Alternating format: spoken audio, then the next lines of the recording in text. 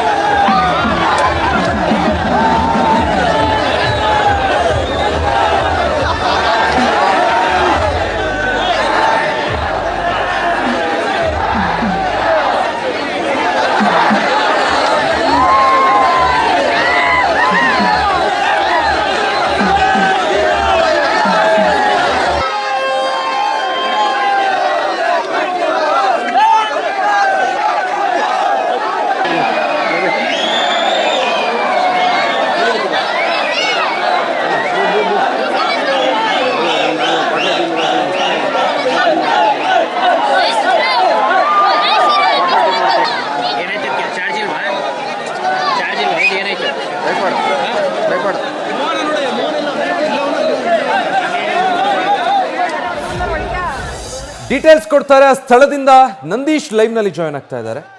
ನಂದೀಶ್, ಸಂಕೀರ್ತನ ಯಾತ್ರೆ ಸರಿ, ಬಟ್ ಈ ದೃಶ್ಯಗಳು ನೋಡ್ತಾ ಇದ್ರೆ ಅದೇನೋ ಅಷ್ಟಕ್ಕೆ ಸೀಮಿತ ಆಗಿರೋ ಕಾಣ್ತಾ ಇಲ್ಲ. ಸದ್ಯ ಏನಿದೆ ಸ್ಥಳದಲ್ಲಿ ಪರಿಸ್ಥಿತಿ? ಖಂಡಿತ ವಿಜಯ್, ಏನು ಮಂಡ್ಯ ಜಿಲ್ಲೆ ಶ್ರೀರಂಗಪಟ್ಟಣದಲ್ಲಿರುವಂತಹ ಜಾಮಿಯಾ ಮಸೀದಿಯನ್ನ ಮೂಡಲ ಬಾಗಿಲು ಆಂಜನೇಯ ದೇಗುಲವನ್ನು ತೆರವುಗೊಳಿಸಿ ಆ ಒಂದು ಮಸೀದಿಯನ್ನು ಕಟ್ಟಲಾಗಿದೆ ಎಂಬ ಆರೋಪವೂ ಕೂಡ ಇರುವಂಥದ್ದು. ಆ ನಿಟ್ಟಿನಲ್ಲಿ ಒಂದು ಕಡೆ ಈಗಾಗಲೇ ಹಿಂದೂ ಪರ ಸಂಘಟನೆಯ ಕಾರ್ಯಕರ್ತರು ಕಾನೂನು ಹೋರಾಟವನ್ನು ಮಾಡ್ತಾ ಇದ್ದಾರೆ. ಅದರ ಜೊತೆಗೆ ಇದೀಗ ಸಂಕೀರ್ತನೆ ಯಾತ್ರೆಯನ್ನು ಹಲವು ವರ್ಷಗಳಿಂದಲೂ ಕೂಡ ಮಾಡ್ಕೊಂಡು ಬರ್ತಾ ಇರುವಂಥದ್ದು. ಇನ್ನು ಈಗಾಗಲೇ ಶ್ರೀರಂಗಪಟ್ಟಣದ ನಿಮಿಷಾಂಬ ದೇಗುಲದ ಬಳಿಯಿಂದ ಆ ಒಂದು ಸಂಕೀರ್ತನ ಯಾತ್ರೆಯೂ ಕೂಡ ಆರಂಭವಾಗಿರುವಂಥದ್ದು. ನೀವು ಕೂಡ ದೃಶ್ಯಗಳಲ್ಲಿ ನೋಡಬಹುದು. ಅಂದ್ರೆ ಬೆಳಿಗ್ಗೆ ಕಲ್ಲಡ್ಕ ಪ್ರಭಾಕರ್ ಅವರು ಈ ಒಂದು ಯಾತ್ರೆಗೆ ಚಾಲನೆಯನ್ನು ಕೊಟ್ಟರು. ಬಳಿಕ ಇದೀಗ ನಿಮಿಷಾಂಬ ದೇಗುಲದಿಂದ ಏನು ಶ್ರೀರಂಗಪಟ್ಟಣದ ಬಸ್ ನಿಲ್ದಾಣದಿಂದ ಬಳಿಕ ಇದೀಗ ಮಸೀದಿ ವೃತ್ತವನ್ನು ತಲುಪಿರುವಂಥದ್ದು. ಅಂದ್ರೆ ಜಾಮಿಯಾ ಮಸೀದಿ ಇರುವಂತಹ ಸ್ಥಳದಲ್ಲೇ ಇದೀಗ ಏನು ಸಾವಿರಾರು ಹನುಮಾಲಧಾರಿಗಳು ಈ ಒಂದು ರ್ಯಾಲಿಯಲ್ಲಿ ಬಂದು ಭಾಗವಹಿಸಿರುವಂಥದ್ದು. ಇಲ್ಲಿ ಜೈಕಾರದ ಸುರಿಮಳೆ ಬಂದಿರುವಂಥದ್ದು. ಅಂದ್ರೆ ಎಲ್ಲರೂ ಕೂಡ ಕೂಗ್ತಾ ಇದ್ದಾರೆ, ಜೈ ಶ್ರೀರಾಮ್, ಜೈ ಹನುಮಾನ್ ಎಂಬ ಒಂದು ಘೋಷಣೆಗಳು ಕೂಡ ಕೇಳಿ ಬರ್ತಾ ಇರುವಂಥದ್ದು. ಈ ಒಂದು ಮಸೀದಿ ವೃತ್ತಕ್ಕೆ ಬಂದಂತ ಸಂದರ್ಭದಲ್ಲಿ ಒಂದಷ್ಟು ನೂಕಾಟ ತಳ್ಳಾಟವೂ ಕೂಡ ನಡೆಯಿತು. ಕೆಲವೊಂದಷ್ಟು ಹನುಮಾಲಧಾರಿಗಳು ಮಸೀದಿಗೆ ನುಗ್ಗುವಂತ ಯತ್ನವೂ ಕೂಡ ಆಗ್ತು. ಆದ್ರೆ ಇಲ್ಲಿದ್ದಂತಹ ಪೊಲೀಸರು ಸಕಲ ರೀತಿಯಲ್ಲೂ ಸಜ್ಜಾಗಿದ್ರು, ಅವರನ್ನ ತಡೆಯುವಂತ ಕೆಲಸವನ್ನ ಮಾಡ್ತಾ ಇರುವಂತದ್ದು. ಇಲ್ಲಿ ನೀವು ಕೂಡ ದೃಶ್ಯಗಳಲ್ಲಿ ನೋಡ್ತಾ ಇದ್ದೀರಾ. ಮಂಡ್ಯ SP N ನಿತೀಶ್ ರವರ ನೇತೃತ್ವದಲ್ಲಿ ಈ ಒಂದು ಭದ್ರತೆಯನ್ನು ಆಯೋಜಿಸಲಾಗಿದೆ. ಇದೇ ಸ್ಥಳದಲ್ಲಿ ಒಂದಷ್ಟು ನೂಕಾಟ ತಳ್ಳಾಟವೂ ಕೂಡ ಆಗ್ತು. ಆದ್ರೆ ಪೊಲೀಸರು ಅದನ್ನು ನಿಯಂತ್ರಿಸುವಲ್ಲಿ ಕೂಡ ಯಶಸ್ವಿಯಾಗಿರುವಂಥದ್ದು. ಮಸೀದಿಯ ಸಮೀಪವೇ ಅಂದ್ರೆ ಜಾಮಿಯಾ ಮಸೀದಿಯ ಸುತ್ತ ಸುಮಾರು 300ಕ್ಕೂ ಹೆಚ್ಚು ಪೊಲೀಸರನ್ನ ಇಲ್ಲಿ ನಿಯೋಜನೆ ಮಾಡಲಾಗಿರುವಂಥದ್ದು.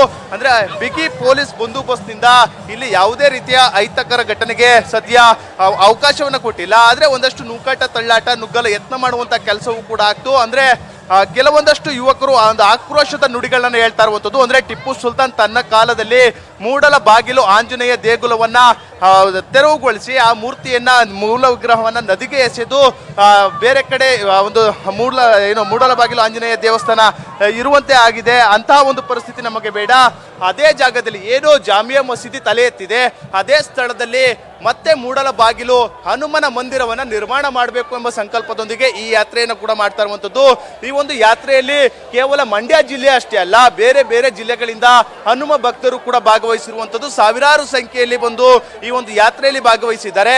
ಅದೇ ನಿಟ್ಟಿನಲ್ಲಿ ಯಾವುದೇ ರೀತಿಯ ಅಹಿತಕರ ಘಟನೆ ನಡೆದಂತೆ ಪೊಲೀಸರು ಕೂಡ ಮುನ್ನೆಚ್ಚರಿಕಾ ಕ್ರಮಗಳನ್ನ ಕೈಗೊಂಡಿರುವಂತದ್ದು. ಕಾರಣ ಅಂತಂದ್ರೆ ಕಳೆದ ವರ್ಷ ಒಂದೆರಡು ಅಹಿತಕರ ಘಟನೆಗಳು ಕೂಡ ನಡೆದಾಯಿತು. ಅಂದ್ರೆ ಅನ್ಯ ಕೋಮಿನ ಮನೆಯ ಮೇಲೆ ಏನು ಹಸಿರು ಧ್ವಜ ಇತ್ತು ಅದನ್ನ ತೆರವುಗೊಳಿಸುವ ವಿಚಾರವಾಗಿ ಒಂದಷ್ಟು ದೊಡ್ಡ ಮಟ್ಟದಲ್ಲಿ ಜಗಳವೇ ಆಗಿತ್ತು. ಮತ್ತೆ ಮಸೀದಿ ಜಾಗದಲ್ಲೂ ಕೂಡ ಕಳೆದ ವರ್ಷ ಗಲಾಟೆ ಕೂಡ ಆಗಿತ್ತು. ಆದ್ರೆ ಈ ಬಾರಿ ಅದ್ಯಾವುದಕ್ಕೂ ಕೂಡ ಅವಕಾಶವನ್ನ ಕೊಟ್ಟಿಲ್ಲ. ಪೊಲೀಸರು ಎಲ್ಲಾ ರೀತಿಯ ಸಿದ್ಧತೆಗಳನ್ನ ಕೂಡ ಮಾಡ್ಕೊಂಡಿರುವಂತದ್ದು. ಇನ್ನು ಈ ಒಂದು ರ್ಯಾಲಿ ಏನು ಜಾಮಿಯಾ ಮಸೀದಿಯಿಂದ ರಂಗನಾಥ ಸ್ವಾಮಿ ದೇವಸ್ಥಾನದವರೆಗೂ ಕೂಡ ಸಾಗಲಿದೆ.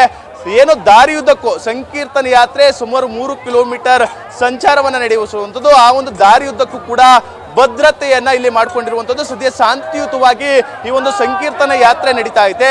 ಒಂದಷ್ಟು ನೂಕಾಟ ತಳ್ಳಾಟಗಳನ್ನ ಏನು ಆಕ್ರೋಶಗೊಂಡಿರುವಂತಹ ಅನುಭಕ್ತರನ್ನ ಸಮಾಧಾನ ಪಡಿಸುವಲ್ಲೂ ಕೂಡ ಪೊಲೀಸರು ಯಶಸ್ವಿಯಾಗಿದ್ದಾರೆ ಅಂತಾನೆ ಹೇಳ್ಬೋದು.